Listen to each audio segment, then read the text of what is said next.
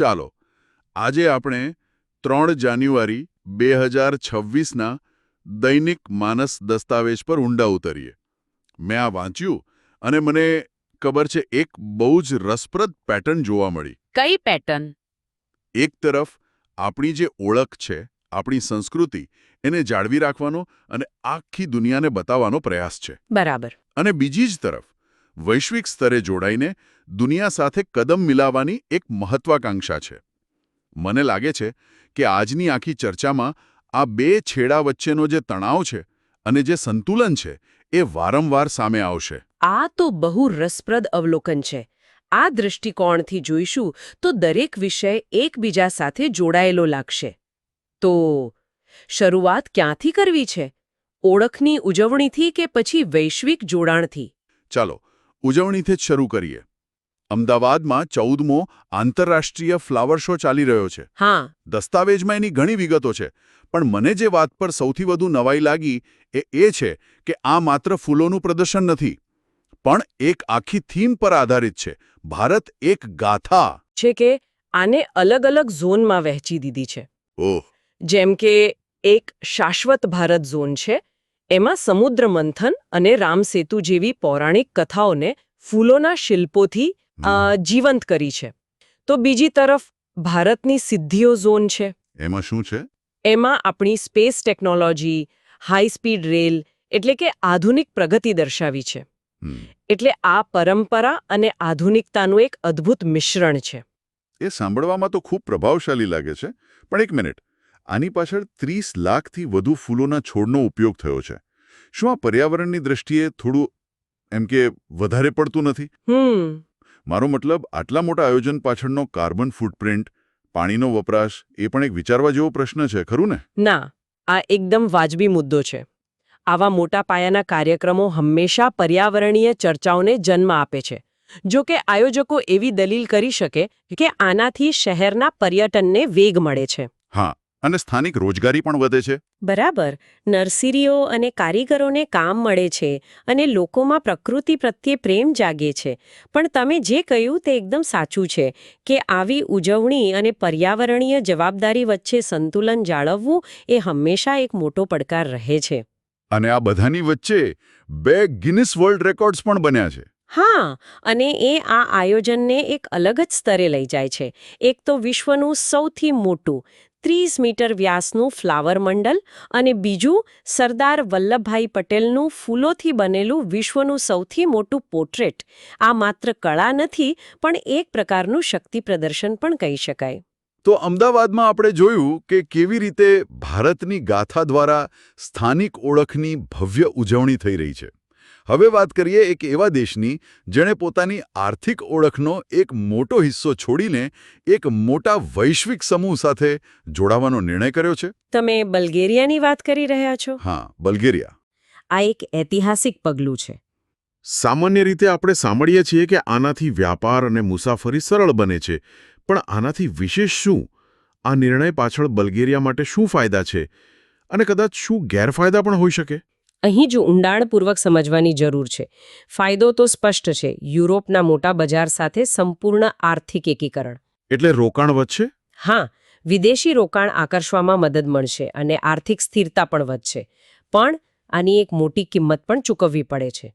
કઈ કિંમત? પોતાની નાણાકીય નીતિ પરનું નિયંત્રણ ગુમાવવું. હવે બલ્ગેરિયા પોતાની જરૂરિયાત મુજબ વ્યાજ દરોમાં ફેરફાર નહીં કરી શકે. ઓહ.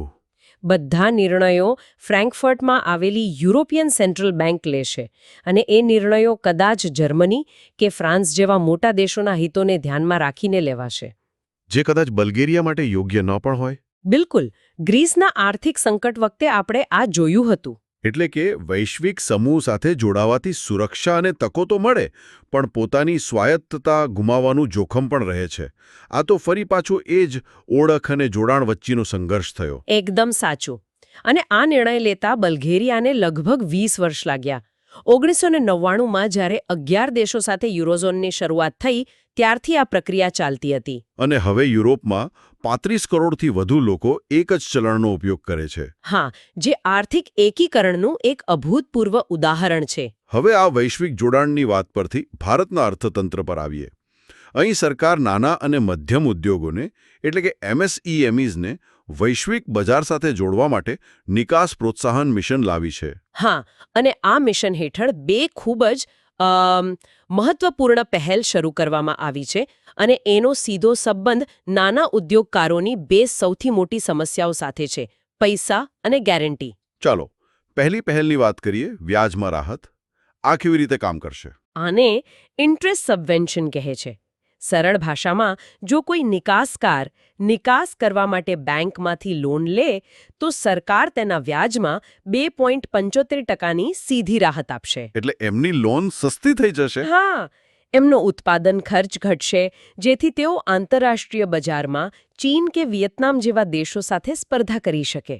અને હા, આમાં સંરક્ષણ ક્ષેત્રને પણ સામેલ કરાયું છે. એ બહુ મહત્વનું છે. હા, જે દર્શાવે છે કે સરકાર હવે સંરક્ષણ ઉપકરણોની નિકાસને પણ ગંભીરતાથી લઈ રહી છે. આ તો સારી વાત છે. હા. પણ બીજી સમસ્યા જે તમે કઈ ગેરંટીની, એ તો વધુ મોટી છે. હા, ઘણા નાના વેપારીઓ પાસે બેંકમાં ગીરો મૂકવા માટે કંઈ હોતું જ નથી. અને એ જ સમસ્યાને પહોંચી વળવા માટે આ બીજી પહેલ છે, કોલેટરલ સપોર્ટ. હા, સરકાર CGTMSE સાથે મળીને એક ગેરંટી યોજના લાવી છે. આ હેઠળ સૂક્ષ્મ અને લઘુ નિકાસકારોની લોન પર 85% સુધીની ગેરંટી સરકાર પોતે લેશે. પણ શું માત્ર સરકારી ગેરંટીથી બેંકોનો દૃષ્ટિકોણ બદલાશે? કારણ કે ઘણીવાર અમલદારશાહી અને કાગળની કાર્યવાહી એટલી હોય છે કે સારી યોજનાઓનો લાભ જરૂરિયાતમંદ સુધી પહોંચતો જ નથી. તમે એકદમ સાચા મુદ્દા પર આમને કી છે. ભૂતકાળમાં આવી યોજનાઓની નિષ્ફળતાનું મુખ્ય કારણ અમલીકરણની ખામીઓ જ રહી છે. તો આ વખતે શું અલગ છે? એટલે જ આ વખતે સરકારે સ્પષ્ટતા કરી છે કે આ સમગ્ર પ્રક્રિયા DGFT દ્વારા એક સંપૂર્ણ ડિજિટલ પ્લેટફોર્મ પર ચાલશે. જો આ અમલીકરણ ખરેખર પારદર્શક અને ઝડપી રહ્યું તો આ યોજના ગેમ ચેન્જર સાબિત થઈ શકે છે. અને આ માટે બજેટ પણ મોટું ફાળવવામાં આવ્યું છે. હા, આગામી 6 વર્ષ માટે 25,060 કરોડનું બજેટ ફાળવવામાં આવ્યું છે, જે સરકારની ગંભીરતા દર્શાવે છે. તો ફરી એ જ વાત આવી, સ્થાનિક ઉદ્યોગોને વૈશ્વિક સ્તરે સ્પર્ધા કરવા માટે સક્ષમ બનાવવા. હવે આપણે અર્થતંત્ર અને વ્યાપારથી આગળ વધીને આપણા સાંસ્કૃતિક અને સામાજિક વારસા તરફ જઈએ. જ્યાં ફરીથી પરંપરા અને ઓળખના મુદ્દાઓ સામે આવે છે. બરાબર. 3 જાન્યુઆરી 2 મહાન વ્યક્તિત્વ સાથે જોડાયેલો દિવસ છે. હા, પ્રથમ તો ચેન્નઈમાં 9મા સિદ્ધ દિવસની ઉજવણી શરૂ થઈ. આ દિવસ સિદ્ધ ચિકિત્સાના પિતા ગણાતા મહાન ઋષિ અગસ્ત્યની જન્મજયંતિ નિમિત્તે ઉજવાય છે.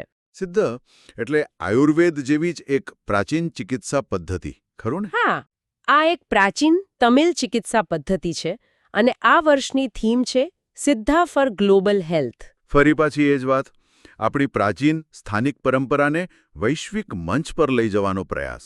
બિલકુલ.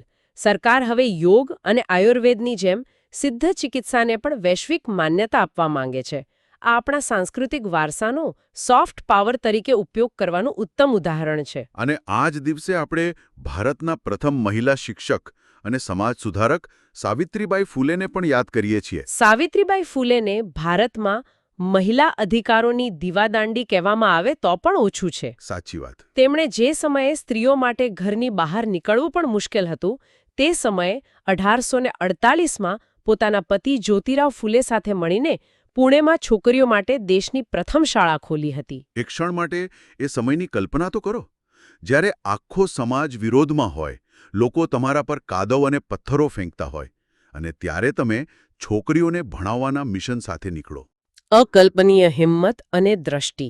ખરેખર. અને તેમનું કામ માત્ર શિક્ષણ સુધી સીમિત ન હતું.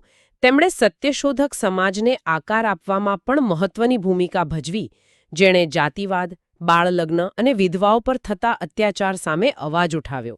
તેમનું જીવન એ વાતનું પ્રતીક છે કે કેવી રીતે એક વ્યક્તિ આખા સમાજની દિશા બદલી શકે છે. સાચી વાત. ચાલો, હવે કેટલાક એવા સમાચારો પર આવીએ જે કદાચ ટૂંકા છે પણ મહત્વના છે, અને મને લાગે છે કે તેમાં પણ આપણી આજની થીમ ક્યાંક ને ક્યાંક દેખાશે જ. ચોક્કસ. જેમ કે રાણી વેલુ નાચિયારની 296મી જન્મજયંતિ. તેમને વીરમંગાઈ એટલે કે વીર મહિલા તરીકે ઓળખવામાં આવે છે.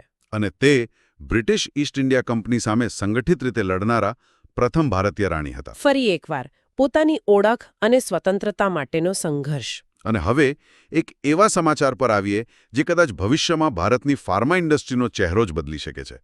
પાથજેની. આ માત્ર એક સોફ્ટવેર નથી, બરાબર ને? બિલકુલ નહીં. આને એક ડિજિટલ બાયોલેબ કહી શકાય. અત્યાર સુધી કોઈ નવી દવા શરીરમાં કેવી રીતે કામ કરશે, તેની શું આડઅસરો થશે, એ જાણવા માટે લેબમાં વર્ષોના પ્રયોગો અને અબજો રૂપિયાનો ખર્ચ થતો હતો. અને પાથજીની એ બધું કમ્પ્યુટર પર કરે છે. હા, તે આખી પ્રક્રિયાને કમ્પ્યુટર પર સિમ્યુલેટ કરે છે, એટલે કે વર્ચ્યુઅલી દવાના પરીક્ષણ કરે છે. આ તો બહુ મોટી વાત કહેવાય. હા, આ એક ક્રાંતિકારી પગલું છે. આનો સીધો અર્થ છે કેન્સર, ડાયાબિટીસ જેવી ગંભીર બીમારીઓ માટે નવી દવાઓ વધુ ઝડપથી અને અનેક ગણી સસ્તી બનાવી શકાશે. એટલે ભારત માત્ર દવા બનાવનાર વિશ્વની ફાર્મસી જ નહીં, પણ દવા શોધનાર વિશ્વની લેબોરેટરી પણ બની શકે છે. બરાબર. અને આ પણ એક રીતે આપણી વૈશ્વિક મહત્વાકાંક્ષાનું જ પ્રતીક છે. હવે પર્યાવરણને લગતા એક સમાચાર છે. ગુજરાતમાં વૃક્ષ ઉછેર અભિયાન. હા, રાજ્ય સરકારે રાજ્યની 185 નદીઓના બંને કાંઠે મોટા પાયે વૃક્ષો વાવવાનો નિર્ણય લીધો છે. આ એક લાંબા ગાળાનો પ્રોજેક્ટ લાગે છે? ચોક્કસ. આનાથી જમીનનું ધોવાણ અટકશે, નદીઓ પુનર્જીવિત થશે અને ભૂગર્ભ જળસ્તર પણ ઊંચું આવશે. અને અંતે સંરક્ષણ ક્ષેત્રની 2 મહત્વપૂર્ણ નિમણૂકો.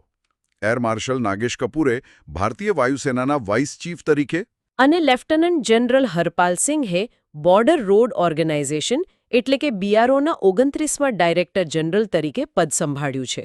બીઆરઓનું કામ તો અત્યંત મહત્વપૂર્ણ અને પડકારક છે, ખાસ કરીને સરહદી વિસ્તારોમાં રસ્તાઓ અને પુલ બનાવવાનું. હા, આ બંને નિમણૂકો દેશની સુરક્ષા અને માળખાકીય સુવિધાઓની દ્રષ્ટિએ ખૂબ જ મહત્વની છે.